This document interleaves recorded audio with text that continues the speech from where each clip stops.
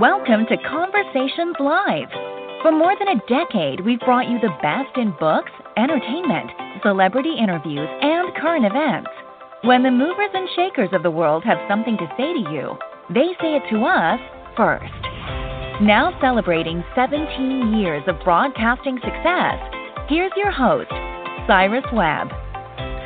And welcome back, everyone, to Conversations Live. I'm your host, Cyrus Webb. Glad you all could join us once again, both for our radio audience tuning in on the South and also those joining us online worldwide. Thanks to our friends at iHeartRadio. We're glad you guys can be with us as well. As you guys know, I love to be able to talk about my own passions with my audience as well as with my guests. And our next guest is someone who's not only recognized for her work when it comes to pets, but also the communication she's been able to provide through her platforms as well. I'm excited to welcome Tracie Hotchner to our program. She's a nationally recognized pet wellness advocate, but also the founder of her own network, the Radio Pet Lady Network. We'll talk to her about that, what it's been like for her to do work that she loves, but also to be able to expand on that work through film festivals. She's also the person behind the New York Dog Film Festival as well as the Cat Film Festival. We'll talk to her about that success, how she's kind of being able to gauge things, especially now in the world of COVID, but also where you guys can go for more information and also to be able to show your own support.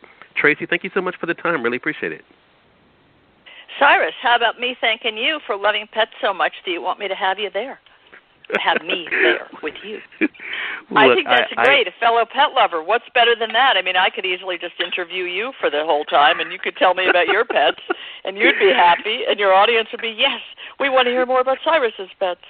You know, and isn't that a cool? I think that's the thing, Tracie, and we can kind of begin the conversation there. I think pets have a way of being able to break down so many different barriers, right? I mean, when you're meeting someone, yes. If you're walking down the street, you see a dog or a cat. You know, it's something about that being a conversation starter. But what has it been like for you, Tracie, to actually build a brand based on not only your own love of pets, but also the care of pets? It's, well, you know, gratifying, humbling, for literally real, not just fake humbling, because people really have come to look to me, particularly where nutrition's concerned, for information. And advice sort of follows from that. My theory has always been give people good, solid information. Let them make their own decisions. And that's not usually what an influencer or a knowledge opinion expert, the various words that, float around. That's not usually the case. Sometimes I'm so adamant, like, you cannot declaw your cat. I'm sorry, under any circumstance. But where pet food and things like that are concerned, the more information that people will take in from me, the more they're empowered to make good decisions. In the end, they always say, okay, I got all that. But what do you feed? But that's not really what I want to do. I really want to give people the tools to make great decisions for themselves. There's so many different elements that go into the choices you make, your lifestyle, your pet's food, these kind of things. Dog parks or not dog parks. Should you have one cat? Is it okay to have 7 cats? There's so many complex issues. There's no one answer to everything, but it's been, as an investigative journalist by background and having written the Dog Bible and the Cat Bible as just a place to gather together all the information that exists in the world up to the point that, the books were published, and that's always evolving information. It's really an amazing feeling or fact that the Internet allows me to get that information to people who don't buy books anymore. Those books were created in a time when there really wasn't, I'll Google it. It was more like, I'll ask my vet, but my vet won't answer these questions, or I don't want to spend the money to go to the vet, or I don't even have one, but I still need answers. So on the one hand, the Internet's great. It lets me reach tons of people who for free can get information. The downside is that if they're not going to a really trustworthy, objective, unbiased source, they don't necessarily know that they're not being manipulated. Any of us, whether it's buying a car or a refrigerator, what to feed our dog, does your cat really need a cat tree, or can you make your own and save $120? Right. So it's a complex, evolving world that I'm really, really grateful to have as a kind of, it's not really a soapbox in the olden days. You're probably too young to know what a soapbox is. But in Hyde Park Corner in London, People used to literally get up on a box and give a speech about whatever they wanted to in Hyde Park, and people would stand around and listen. And in a way, the Internet is that. Everybody gets to have a box, but how do people listening know whose box to stand in front of and take it as fact, as good advice? So that's always the challenge. How to stand apart as someone who is giving advice and information to make you smarter and stronger, not to try and sway you or manipulate you. I want to ask you a broader question. It's a capitalist world, right? It's driven by dollars. So yeah. I want to ask you a broader question on that. I'm not driven by dollars. Yeah, Tracie, and that is about being a connector, because that seems to be at the heart of what you do. I mean, not just with the network and what you've done with books, but also now with the film festival. Did you always know that was a gift that you had, to bring people together around a common thing? You're a good question asker. It's probably why you're sitting in the big chair with the big microphone. That's a great question. Connector's a great word, and it's a good question. No, I did not consciously realize it. I simply was this sort of little digger. I was really more of a Jack Russell Terrier. I got it. There's a hole. I'm going to dig until I get to China. I'm going to dig until I get all the information to fill up my hole. And I first did it around pregnancy and childbirth when I was extremely young. And all the people I knew that were in their 20s, the ones who had gotten married or were thinking of getting married, were getting pregnant, thinking of getting pregnant, and it was a very different world in the 70s. There was no viable information for couples who wanted to make good decisions about how, when, where to get pregnant, how to handle it, where to give birth, how to give birth. And the book wound up selling 1 million copies, Cyrus, in the day and age before cell phones, before the Internet, simply word of mouth, nothing else. And some TV appearances, but it was just discovering that if you bring people, I always assume people are smart. That's my bottom line assumption. I think everybody out there is smart. I don't care if you didn't even finish high school and don't even have a GED. I think people fundamentally are smart if they're given respect for their own common sense and intelligence. Obviously, there's exceptions, but aside that, it's a really great feeling to gather a whole lot of information in a palatable, digestible way and discover that people want that and they're grateful for it and they want more. I never thought of myself as that bridge between the providers of products, services, and information and the recipients, also crudely in the pet world known as end users.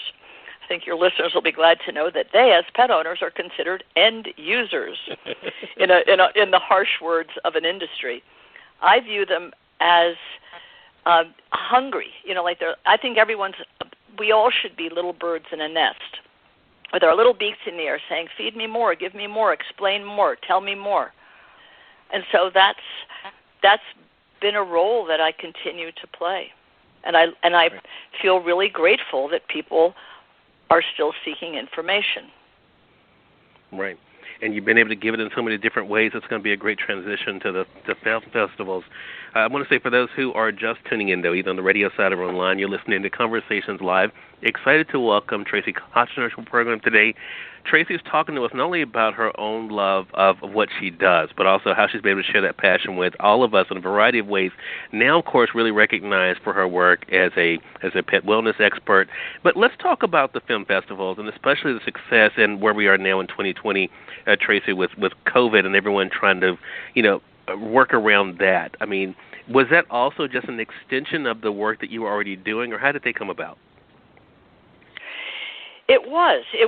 I have a great love for film. I lived in Los Angeles for 23 years where I was a screenwriter and did television as well.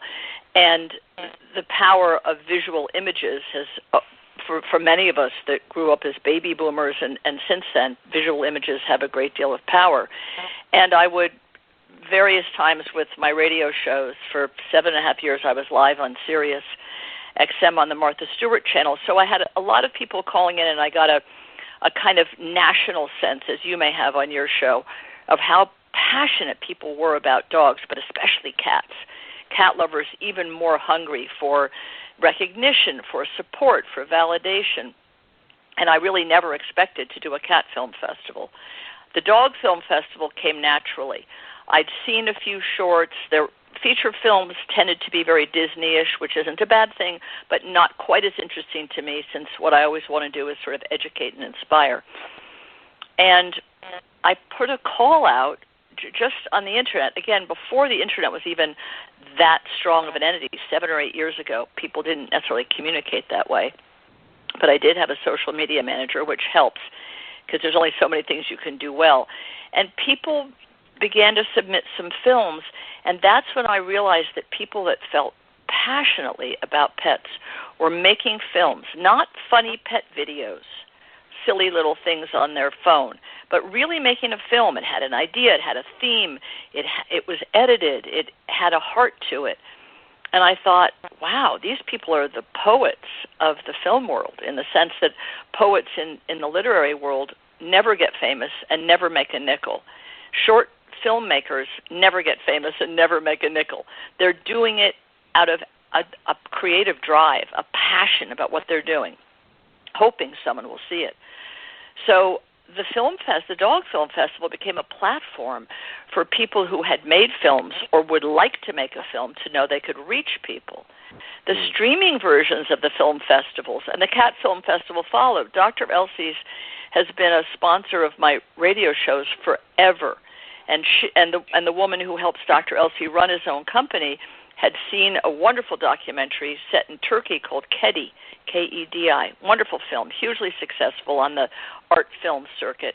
She said, boy, if you could ever do a cat film festival, we would love to back that. And I said, okay, I'll try, not really expecting to find enough films. And we're already coming up on our third year of Dr. Elsie's having founded a cat film festival.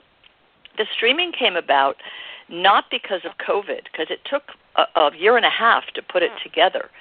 It came together because I thought, well, the first few years, the films premiere in New York City, and they get covered by the New York Times, and it's all very gratifying. But I thought, but it's a huge country, and other people would love to see these. So little by little, we went from 11 cities to 25 cities to before COVID, so I guess 2018 technically, 2018 and a half. We were in nearly 100 cities in small theaters, so it was thrilling. You know, people could see the film festivals and be with fellow pet lovers, and there was always a local shelter that helped promote it and took a percentage of the tickets. But I thought, well, what about all the films from the first few years that no one ever saw? They're so good, and it's so uplifting. And at the same time that I put them together, first HBO, but then Netflix and a lesser extent, Amazon began to do streaming.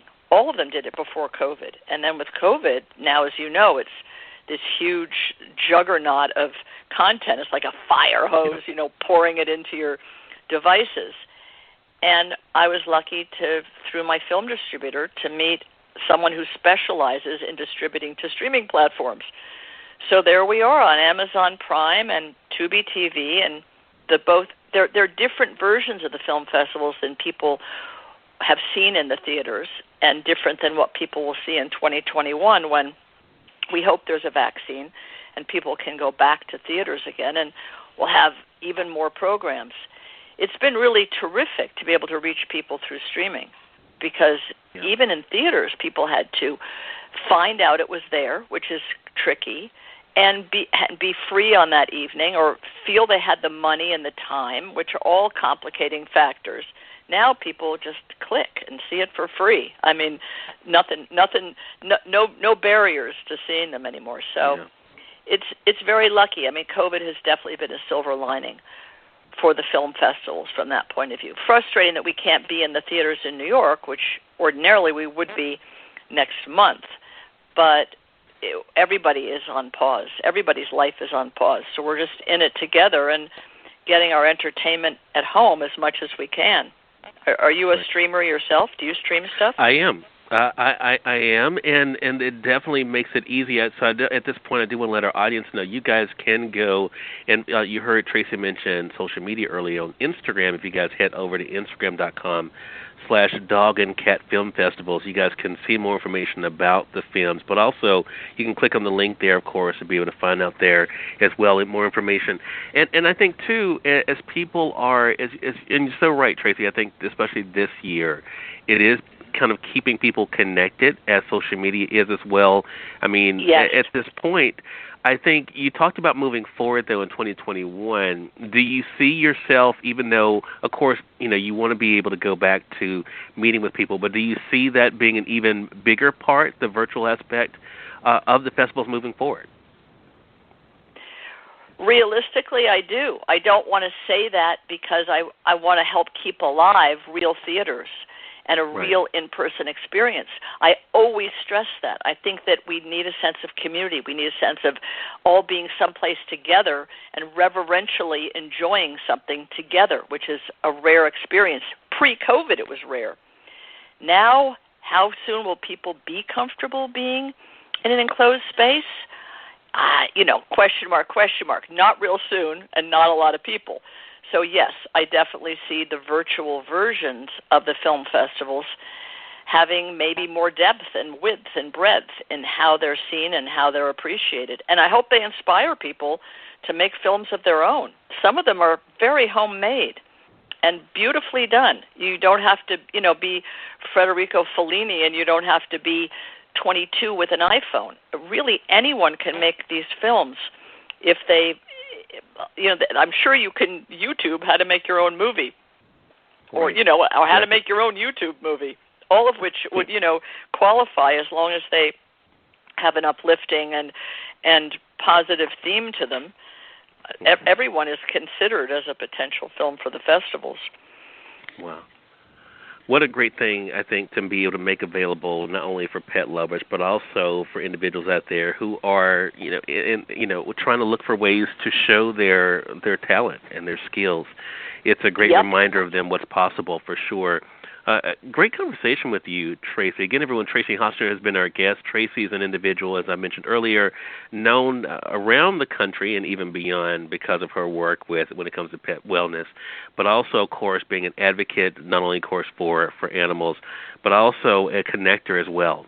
Through her Radio Pet Lady Network, she's been able to do that, as well as, of course, now through the film festivals as well. So make sure you guys are definitely staying connected with the festival. So I mentioned the Instagram, but they can also go to dogfilmfestival.com. The social media links are there as well. Where do you normally like to direct them, Tracie? I let a professional like you who does it so well do that. I always forget to say the hashtags and the websites and the wwws. I just go in a search bar and put in Dog Film Festival or Cat Film Festival. We have beautiful websites, and they have gorgeous trailers on them and lots of things that make you think, oh, I definitely want to do this. So I'm old-fashioned. If going to a website is old-fashioned, I'm old-fashioned. If you make a pretty website that's really engaging, I think Instagram and all that stuff is great. But go to a website and, see it in full glorious color.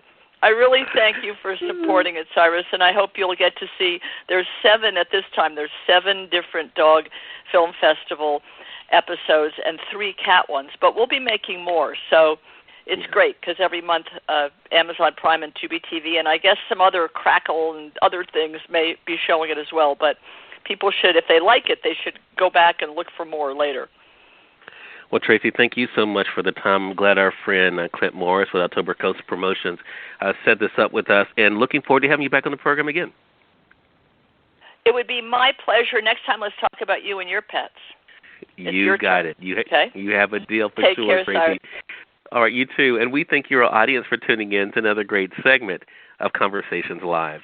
Until next time, I'm your host, Cyrus Webb, saying as always, enjoy your day, enjoy your life, enjoy your world. Thank you all for choosing Conversations Live. Let's make today amazing. Take care.